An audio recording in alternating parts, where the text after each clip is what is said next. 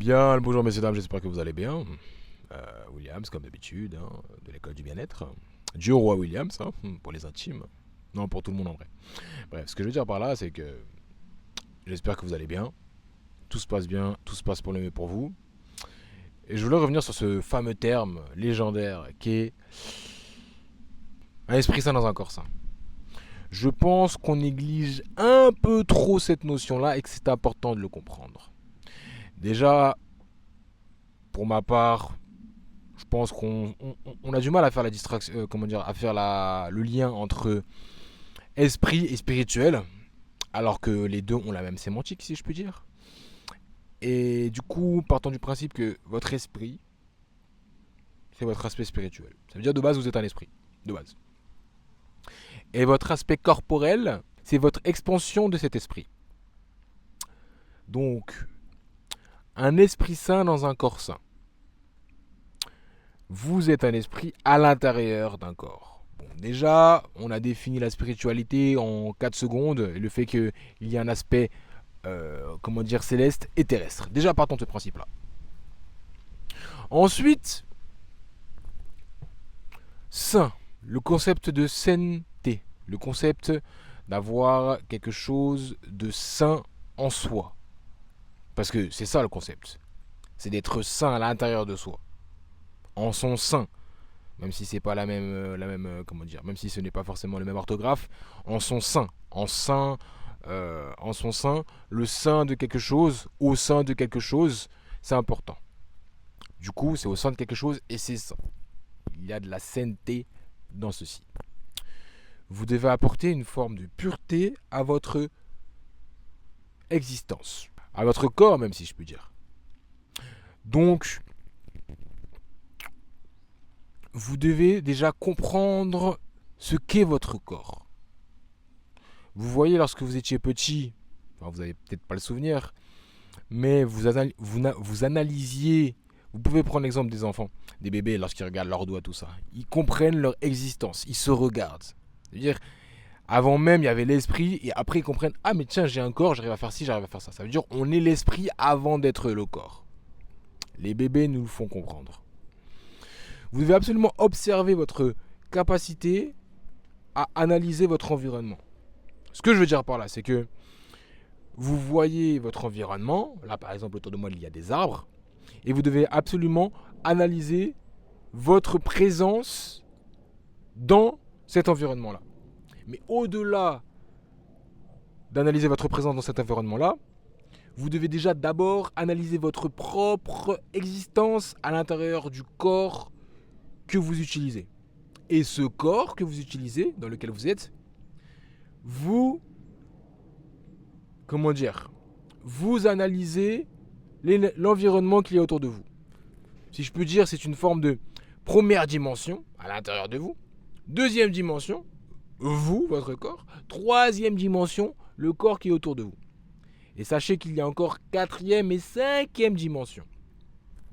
Donc, partant de ce principe, si, lorsque vous êtes enfant, vous définissez de par ce que vous êtes et vous vous observez d'un point de vue extérieur, tout commence à l'intérieur. Donc c'est de l'intérieur à l'extérieur. Le truc, c'est que votre véhicule, c'est-à-dire votre corps et votre esprit, le tout ça, il doit être en adéquation avec votre pensée, vos objectifs, vos rêves, vos intérêts. Et votre corps, qui est le contenant de votre esprit, se doit d'être en adéquation avec votre esprit. Donc vous devez absolument prendre soin de votre corps. Vous êtes la représentation de vous-même. Votre corps est la représentation de ce que vous pensez de vous-même, de ce que vous êtes de vous-même. Donc vous devez absolument prendre soin de vous. Si on prend en compte les 5 piliers du bien-être, il y a le corps, effectivement, mais il y a aussi le soin, c'est-à-dire prendre soin de vous. Lorsque vous vous présentez au monde, qu'on le veuille ou non, on lit les choses dans votre visage. Comme on peut le dire, les yeux sont les fenêtres de l'âme. Donc vous devez absolument prendre soin de votre corps, prendre soin de vous. L'estime de vous-même passe par la manière dont vous prenez soin de votre corps, parce que vous êtes venu avec votre corps. Effectivement, les gens vont dire oui, mais non, ça ne veut pas dire que c'est parce que je fais pas ci, que je fais pas ça et tout. Non. lorsqu'on s'aime, lorsqu'on a une estime de soi-même, on se met au top. Après, en tout cas, c'est ma vision des choses. On se respecte dans tous les aspects de notre vie. C'est-à-dire intérieurement, mentalement, physiologiquement, physiquement, hormonalement, mentalement, j'ai déjà dit, spirituellement, tous les aspects, on met ça au top, au pinacle. Il faut des standards. Et c'est ça le truc en fait. Il faut mettre des standards pour votre propre corps. Par standard, ce que je veux dire par là, c'est que vous devez en prendre soin. Comment dire ? Nous avons une certaine capacité, nous les humains, à pouvoir cicatriser de nos blessures. Je parle de cicatriser de nos blessures physiques et le corps, notre organisme, fait en sorte que c'est encore plus fort, c'est encore plus fort, c'est encore plus fort. Il y a toujours ce concept de toujours plus jamais ça arrive. Toujours plus jamais ça arrive. C'est le concept des anticorps. Dès qu'on a une maladie, les anticorps se battent et ils renforcent le système immunitaire. C'est ça, ça augmente, ça augmente, ça augmente. Mais si vous avez remarqué, c'est souvent dû à votre capacité mentale, dans le sens où votre esprit, ce que vous pensez de vous, va influencer sur votre corps. Et vice versa, votre corps va influencer sur votre esprit, dans le sens où vous êtes liés. C'est le tout. Même si, je pars du principe que, personnellement, l'esprit est beaucoup plus fort que le corps en lui-même, parce qu'il y a des choses que le corps ne va pas forcément pouvoir encaisser normalement, scientifiquement parlant, physiologiquement parlant, mais grâce à un esprit supérieur, à un esprit fort, le corps aura tendance à dépasser justement les limites. Moi, je pars du principe que les deux sont liés. Le corps influe sur l'esprit et l'esprit influe sur le corps. Pour augmenter sa capacité de son esprit, il faut parfois réussir à mettre son corps à rude épreuve et tenir. Ça permet de forger, de faire une forme d'entraînement mental. Et vice versa pour l'esprit. Je pense que en se canalisant uniquement sur son esprit, on aura tendance à être beaucoup plus décomplexé avec son corps et augmenter le niveau. C'est une forme de relation à deux. Vous devez absolument entretenir cette relation équitable entre votre corps et votre esprit. D'où le concept de un esprit sain dans un corps sain. Et lorsque je parle de corps, évidemment, il faut parler évidemment du carburant, de l'alimentation de votre corps. Et tout est dans le mot d'ailleurs alimentation. Qu'est-ce qui alimente votre corps ? Donc, ce que vous mangez. Vous devez absolument manger correctement. Qu'on le veuille ou non, la nature a bien fait les choses. Vous êtes en présence de fruits et de légumes constamment autour de vous. Maintenant, est-ce qu'on a réellement envie de manger les fruits et les légumes quand il y a des bêtises comme Burger King, McDo, tout ça, où c'est bourré d'additifs et que ça sonne, comment dire, ça a l'air bon, au goût en tout cas.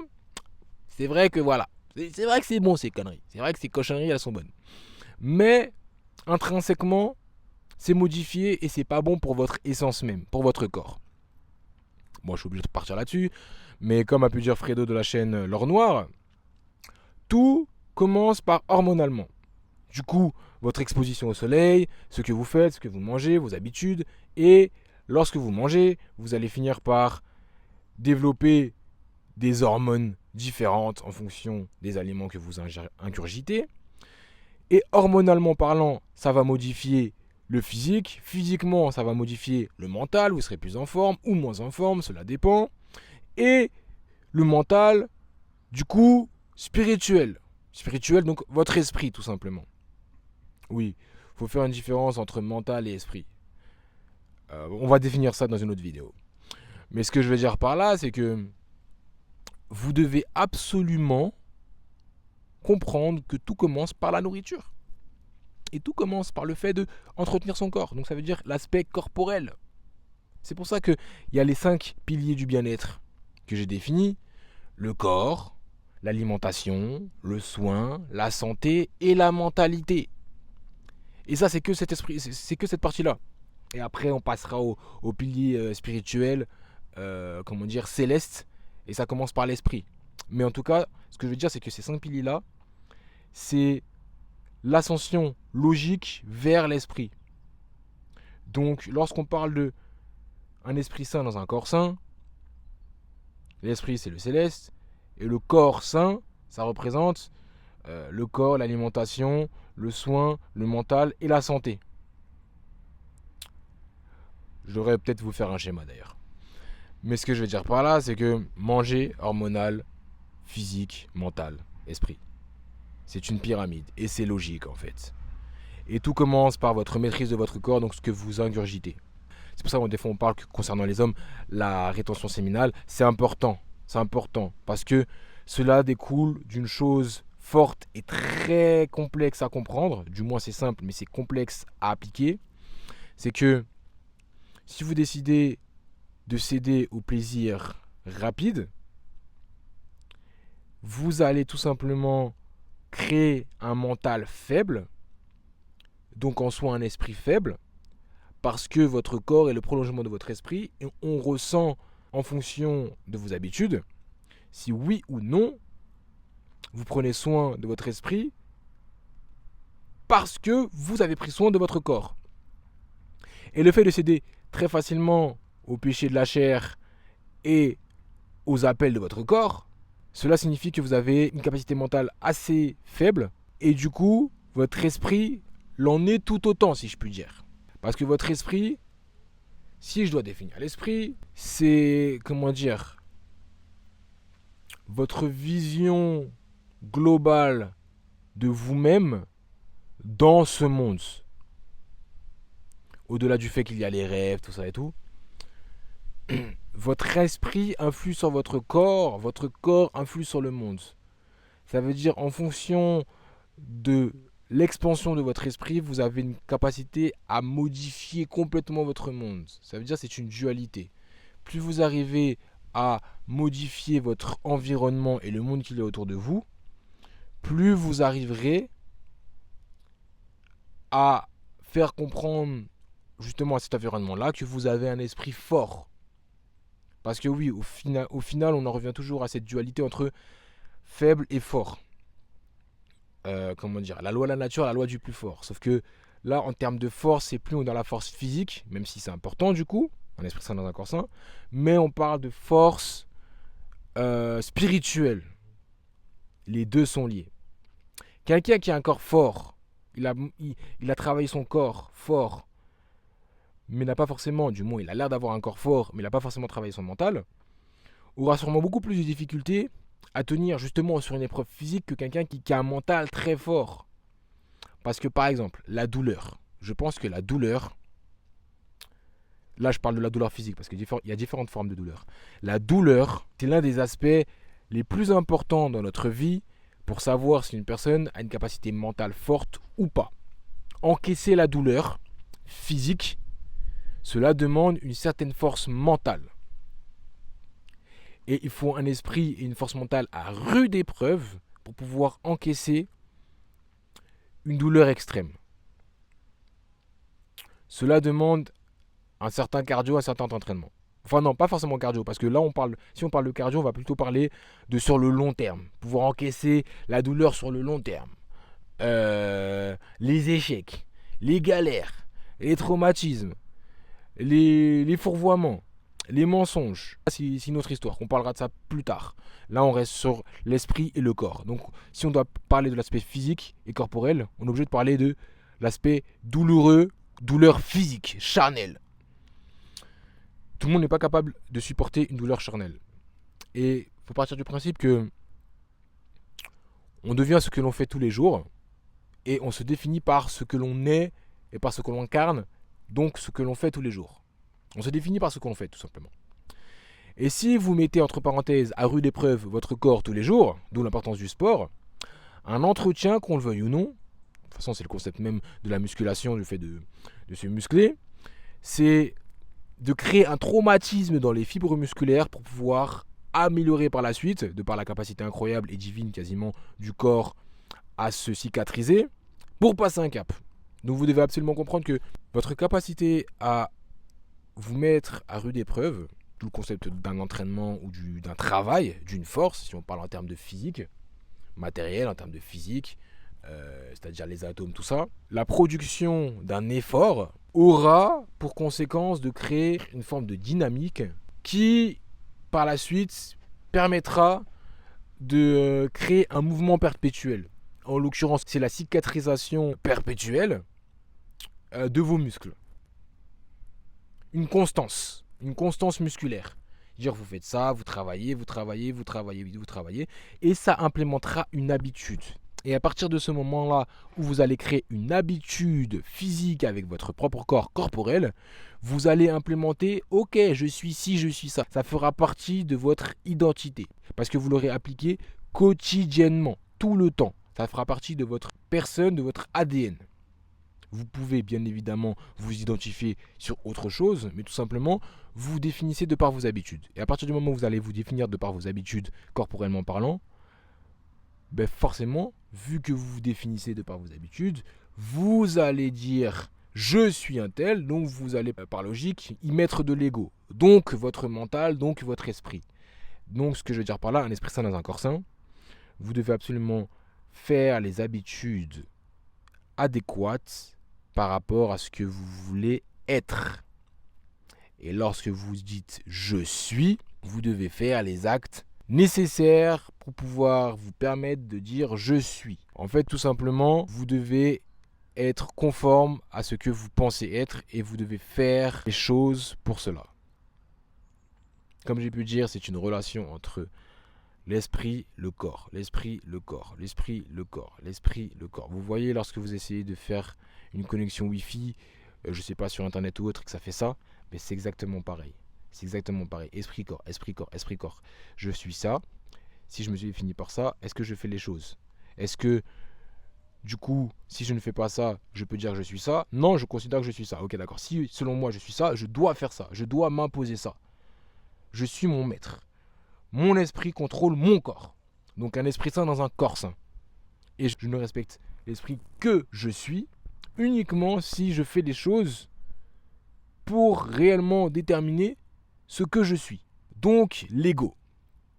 Pour moi, le lien entre l'esprit et le corps, c'est l'ego. Ça veut dire, mon esprit pense ça, j'envoie le message à l'ego, parce que des fois on arrive à sortir de notre corps et à dire ok, j'ai ça, tac, je sors, je voyage en tant qu'esprit, lorsqu'on rêve par exemple. Sauf qu'il y a l'ego qui rentre en compte. Et on dit je. Le je, pour moi, c'est l'esprit plus le corps. Qui sont liés par l'ego. L'ego, je suis. Donc si je me définis comme ça, mon ego me dit, envoie le message à mon corps, je suis cette personne-là, donc je fais ça. C'est un lien, c'est une union, c'est une relation. Donc, vous devez absolument commencer par bien parler de vous-même. Parce que oui, c'est ça aussi. Parce qu'on n'a pas pris en compte les vibrations, les fréquences, tout ça. Mais bon, on va rester sur le corps, Vous devez commencer à appliquer correctement votre routine vis-à-vis de ce que vous pensez de vous-même. Et cela commence par l'alimentation, l'aspect corporel, parce que tout ceci forgera des habitudes et forgera votre mental et votre aspect physique. Des standards. Partez du principe que vous devez absolument avoir des standards physiques, des standards mentaux et du coup des standards spirituels. Je suis ça, donc je fais ça. C'est tout. Comme a pu dire Belize, je suis mon propre maître, je suis mon propre patron, je ne me dis pas non. Et c'est exactement ça en fait. Si vous considérez que vous respectez, vous avez une estime de vous-même, estimez. Déjà, analysons ce mot-là, s'il vous plaît. Estimer, je m'estime, je suis ça, moi c'est ça. Estimer, pour moi, c'est mettre un standard. Il y a une forme d'estime, succès d'estime. Estimation. J'estime que peut-être si je balance ça, je vais pouvoir toucher. Je suis sûr que, je suis je suis qui. Faut que vous arriviez à vous estimer, mettre un standard, un niveau, une base. C'est important. C'est important, messieurs, dames. Donc mettez des standards, mettez des bases à ce que vous considérez comme important pour vous. Créez-vous cet ego. Et l'ego commence par la relation entre l'esprit et le corps. Et les deux sont liés. Il y a une interconnexion entre l'esprit et le corps. Donc, pour avoir un esprit plus fort, plus grand, vous devez absolument le faire corréler à ce que vous faites avec votre corps. Plus vous travaillez sur votre corps, plus votre ego sera fort, plus votre esprit le sera. Si votre esprit est fort, il enverra un message à votre ego et aura tendance à vous faire comprendre que votre corps doit agir de cette manière pour être en adéquation avec l'ego, donc l'esprit. Travaillez votre corps jusqu'à ce que votre ego, votre esprit, puisse être mis à rude épreuve. Dépassez vos limites, augmentez vos standards, créez-vous cet ego-là. Votre corps, vos sentiments peuvent être une force. Parce que oui, il faut parler des sentiments. Vos sentiments peuvent être une force parce que justement ce sont vos faiblesses. Mais transformez vos faiblesses en force. Lorsque vous voyez vos limites émotionnelles, vous allez transformer ces limites émotionnelles en force petit à petit. C'est pour ça qu'il est important de maîtriser ses émotions. Il faut pouvoir sortir de cette zone de confort. C'est pour ça que la zone de confort, c'est extrêmement important. Et que lorsque vous allez comprendre que vos émotions sont souvent dans l'aspect terrestre, ce qui se passe dans le monde corporel, terrestre, matériel, vous influera, vous enverra des émotions. Et ces émotions-là vont se traduire sur votre corps, votre ego, votre mental et votre esprit.